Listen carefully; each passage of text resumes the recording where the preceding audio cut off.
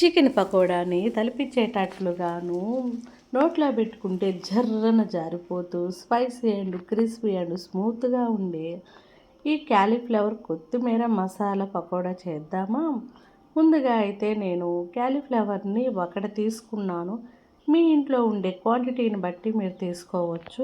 మరీ పెద్దగా కట్ చేయకుండా చిన్నగా కట్ చేయకండి, ఎందుకంటే ఆయిల్లోకి వెళ్ళినాక క్యాలీఫ్లవరు మనకు పువ్వు వాటర్ అంతా పోతుంది కదా, అప్పుడు మరీ స్మాల్గా అవుతాయి. అందువల్ల ఏంటంటే మరీ పెద్ద సైజు కట్ చేసుకోకుండా మరీ చిన్న సైజు కట్ చేసుకోకుండా మీడియంగా కట్ చేసుకోండి. ఇంకైతే ఫ్లవర్కి కాడకి అటాచ్డ్ ఉంటుంది కదా, ఫ్లవర్ని సపరేటు కాడని సపరేట్గా చేసుకోవటం వల్ల తినేటప్పుడు గుడ్ ఫీల్ వస్తుంది. ఈ రకంగా అన్నిటిని కట్ చేసుకోండి. స్టవ్ ఆన్ చేసుకొని మనం కొంచెం వాటరు కొంచెం కల్లుప్పు వేసి పెట్టుకుందాము. ఇవైతే మనకి పెద్దగా కుక్ అవ్వాల్సిన అవసరం ఏమీ లేదు. ఆ హీట్ ఎక్కిన తర్వాత వాటర్లోకి ఈ ఈ ఫ్లవర్నంతా వేసేసుకున్నాం అనుకోండి, పెద్దగా కుక్ అవ్వాల్సిన అవసరం అయితే ఏమీ లేదు. ఒక 2 మినిట్స్ 3 మినిట్స్ అలా ఉంచి, ఇలా ఎందుకంటే క్యాలీఫ్లవర్లో ఉంటే స్మెల్ పోవటానికి, ఇంకోటి ఏంటంటే ఫ్లవర్లో మనకు తెలియకుండా కొన్ని పురుగు గట్రా ఉంటాయి కదా, అవి పైకి తేలాడటానికి. కుక్ అయిన తర్వాత వీటిల్ని మనము వడకట్టేసేద్దాము చల్లనీళ్ళతో కూడాను. తర్వాత ఆ క్లిప్పింగ్ మిస్ అయింది. ఇంకైతే మసాలా కోసం మనము ఇక్కడ ఉండేవి పచ్చిమిర్చి, అల్లం, తెల్లగడ్డలు, జీలకర్ర, కరివేపాకు, కొత్తిమీర, వీటిలన్నిటిని మనకు పెద్దగా పేస్ట్ అవసరం లేదు. 80% మనకి నలిగితే చాలు. ఇంకా మెయిన్ ప్రాసెస్కి అయితే వచ్చేసాము. ముందుగా వెడల్పట్టి బౌల్ తీసుకోండి. నేనైతే చిన్నది తీసుకున్నాను, మీరైతే కొంచెం వెడల్పుగా ఉండేది తీసుకోండి, కలుపుకోవటానికి బాగుంటుంది. వాటర్లో ఇంచి వడకట్టినాక మళ్ళీ చల్లనీళ్ళల్లో కూడా మనము వడకట్టుకున్నాక ఇలా బౌల్లోకి తీసుకొని క్యాలీఫ్లవర్ ముందుగా శనగపిండిని అయితే తీసుకుంటున్నాను. ఆ తర్వాత మైదా పిండి అయితే తీసుకుంటున్నాను. ఏ కప్పుతో శనగపిండి తీసుకున్నాను అదే కప్పులో సగభాగం మైదా పిండి తీసుకున్నాను. ఉప్మా రవ్వ అయితే తీసుకుంటున్నాను, అక్కడక్కడ క్రిస్పీగా తగలాలి కదా మనకి, అందుకోసంగాను. దాంట్లోకి నేను సాల్ట్ అయితే యాడ్ చేసుకుంటున్నాను. ఆ తర్వాత కొంచెము సోడా ఉప్పు కూడా యాడ్ చేసుకున్నాం అనుకోండి, ఇంకొంచెం స్మూత్ అవుతుంది పిండి, ఎక్కువ అవసరం లేదు. తర్వాత నేను కొంచెం స్పైసీగా ఉండేదానికి కారాన్ని కొంచెం ఎండుమిర్చిని మిక్సీ పట్టిన దాన్ని వేశాను. ఇందాకటి మసాలా ఉంది కదా, కొత్తిమీర మసాలా, దాన్ని కూడా నేను బరకగా చేసి దాన్ని కూడా నేను యాడ్ చేశాను. వీటిలన్నిటిని మొహం ఆటం లేకుండా కొంచెం పెద్ద బౌల్ తీసుకోండి. నేను క్వాంటిటీ తక్కువే అని చెప్పి చిన్న బౌల్ తీసుకొని మళ్ళీ నేను సపరేట్గా మార్చాను. దీన్ని ఈక్వల్గా కలుపుతూ మధ్యలో మనము బియ్యం పిండి ఉంది కదా, ఇందాక తీసుకున్న కప్పులో మైదా క్వాంటిటీ తీసుకుంటున్నా.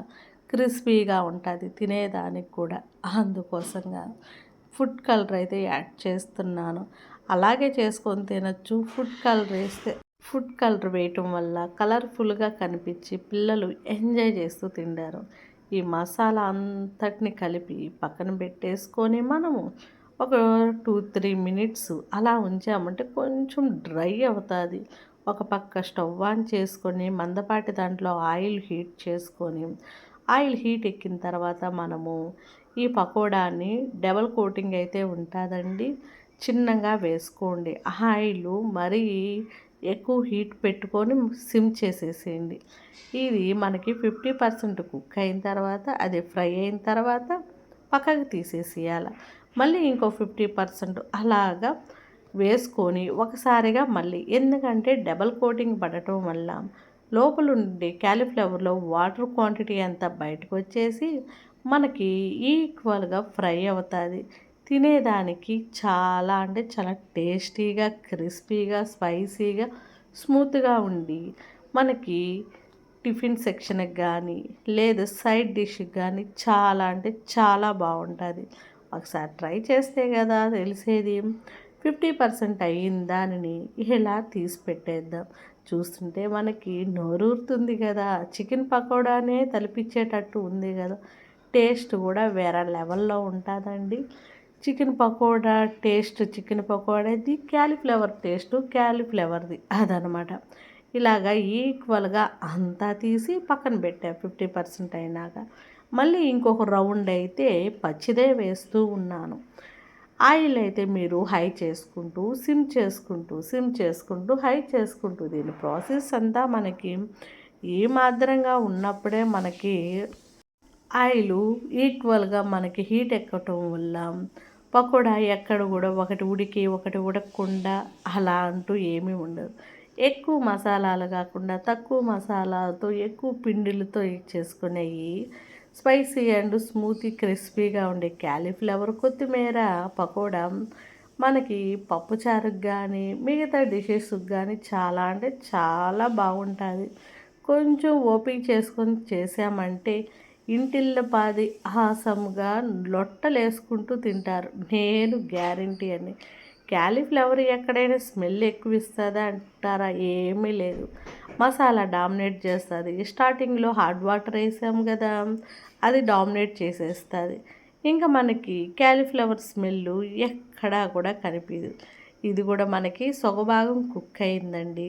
దీన్ని కూడా తీసేసేసి ఇందాక మన సగభాగం క్యాలీఫ్లవర్ ఉంది కదా, దాన్ని దీన్ని రెండిటిని కలిపి మనము ఒక్కసారిగా ఫుల్ కోటింగ్ ఇచ్చేసేయాలి. ఎక్కువ ఫుడ్ కలర్ వేసారా అనుకుంటున్నారా? జర్ర పడింది. అంటే మా చిన్నప్ప చేసాడు ఈ పకోడాని. లాస్ట్ టైం నేను అంటే ఆయన్ని హోటల్ మేనేజ్మెంట్ చదివిద్దాం అనుకుంటున్నాను. లాస్ట్ టైం ఏమైందంటే వాడిది స్మాల్ సెకండ్ వీడియో వస్తేనే కాపీరైట్స్ పడ్డాయి.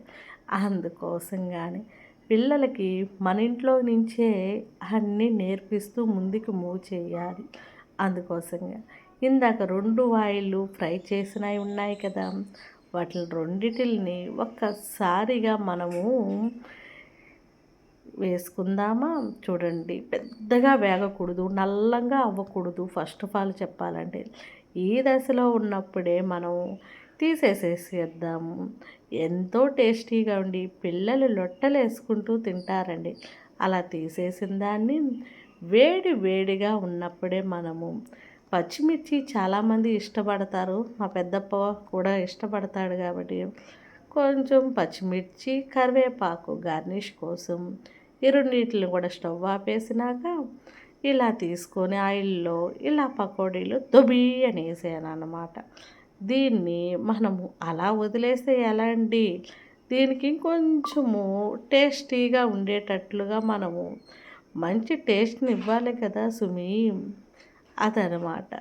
ఆరెంజ్ కలర్లో గ్రీన్ కలర్లో ప్లేట్ అయితే అందంగా కనిపిస్తుందండి.